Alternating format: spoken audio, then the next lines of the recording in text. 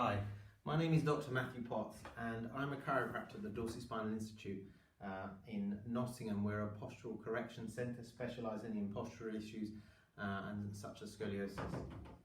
Now, most of you who are working from home are probably starting to notice the fact that your office is not set up exactly and ideally as it is when you're in your office with your monitors and the right height and your professional chairs, etc. So I just wanted to offer you a little bit of advice as to how you can manage at home to protect your spine, to decrease the risk of spinal problems and discomfort, and for a pretty low cost, because I would imagine that your companies are not willing to invest in desks for everyone and monitors, etc., etc. So how can you get through it? The problem with working, as probably most of you are with a laptop, is that it's actually going to affect your posture because you're not in the right position. There are multiple things we need to consider, such as the monitor, the top of the monitor, being at the eye level. So this is nowhere near. The monitor should actually be probably at this height. It should be at arm's length away, but then that strains your shoulders, particularly because this is a proper height desk. Most of you are probably working at a kitchen table, dining table. Some of you may be even on your lap. And so that's going to pose a problem because most kitchen and dining tables are a bit higher.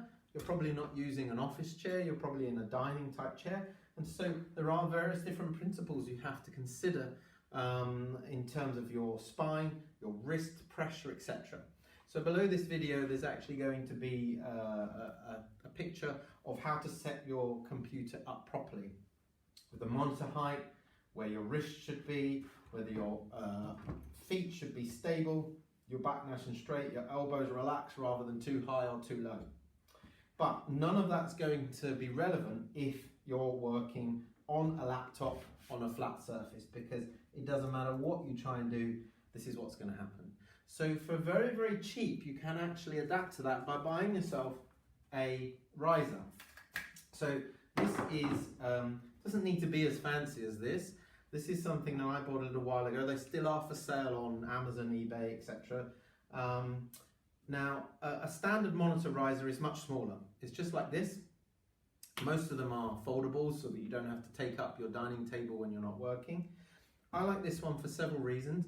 One, these legs can pivot and it can pivot in 3 different positions. So you can actually use these different parts here to stretch these parts out.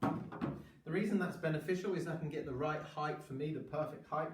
I can have a slight angle here so that when I put my laptop up here, make sure that the screen is at the right height, immediately my eye level is at the correct height. So I'm now working as if I have a monitor in my office. The problem now is that I can't type like this because that's going to create far too much tension in my upper back. So you will need a wireless keyboard and mouse if you use one. And all of a sudden, for the cost of maybe £20, £10, £15, so £30 to £50, depending on how flash you want to be, you have the opportunity to have the perfect workstation setup. If the desk that you're working on or the table is higher, you may need to raise yourself up so that your wrists are not put at an angle too high up or too far back. You may need to consider whether your chair has arms, and if it does, making sure they're not too high and too low. But even without them, on a normal dining chair, having the height right, your feet planted, your head in a neutral position, which this now allows, you have the opportunity to have a pretty good workstation set up for a low cost. On top of this, you need regular breaks. Now they recommend you should have a break every hour. I say much more often, probably more like every 20 minutes. The biggest suggestion I can do, say to you, is to get yourself an app called the Pomodoro app. So the Italian word for tomato, because of the segmentation in a tomato. This app is not actually a spinal health app, it's actually an app for productivity. They found that if you start this app, you push go, every 20 minutes it pings and tells you to have a break. I think it's a 1-minute break, although I think you can change the settings. So every 20 minutes you have a 1-minute break away from your desk. You just go to the kitchen, get yourself a glass of water, come back, carry on working. That has been shown to not only help your spine because you're moving regularly, it's been shown to increase productivity. If you're in a job that is very specific in terms of the left brain. So for example, an accountant who is poring over numbers, if you're poring over the same numbers for a long period of time, you start making errors. A 20-minute break, or sorry, a 1-minute break every 20 minutes has actually been shown to increase precision.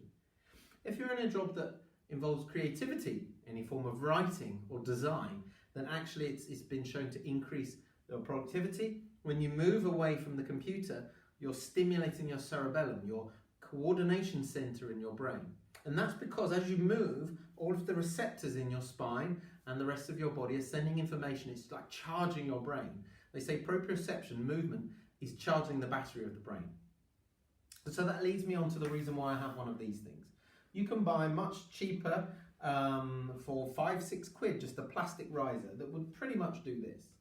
The benefit to having this type of riser is that we can actually increase the legs to a position like this, and then very, very quickly I have given myself a standing desk. So you have to play around with it. As you can see, the angle is not the same, so I have to play around with the legs until they are the right height. And effectively, I'm going to tilt that one down a little bit more, tilt this one down. You then have a computer station, which you can buy something called a Desk, and there are various different other makes out there. But you can buy workstations that sit here and you push a button and it hydraulically lifts up to a standing position. The benefit to this type, which probably costs between £120 for a non-branded version up to a couple of £100 for the Desk brand. And it allows you to do exactly what I've just done there with hydraulics, but it allows the keyboard and mouse to come with you. So it's much better if you are going to be working from home for a longer period of time. You can see that I haven't perfectly aligned this. If I was doing this properly, I would make sure all of these angles were perfect so that this thing doesn't collapse. But you can pretty much turn these to bend down and have it on your lap. So they're very flexible, and it does allow you to stand up. And what I like to do, particularly when I'm writing, is I like to work sitting, go away at my 20-minute break, come back, if I can change the height, and then just review the work that I've been doing. Just by reviewing, I can often find that I'm picking up mistakes. As I say, that break has increased my productivity, etc. So I tend to find that I just do some editing standing, maybe recording video standing, but actually the main bulk of my content typing is when I'm seated and I've actually got access to a keyboard. Now, patients of the Dorsi Spinal Institute, this is completely free video.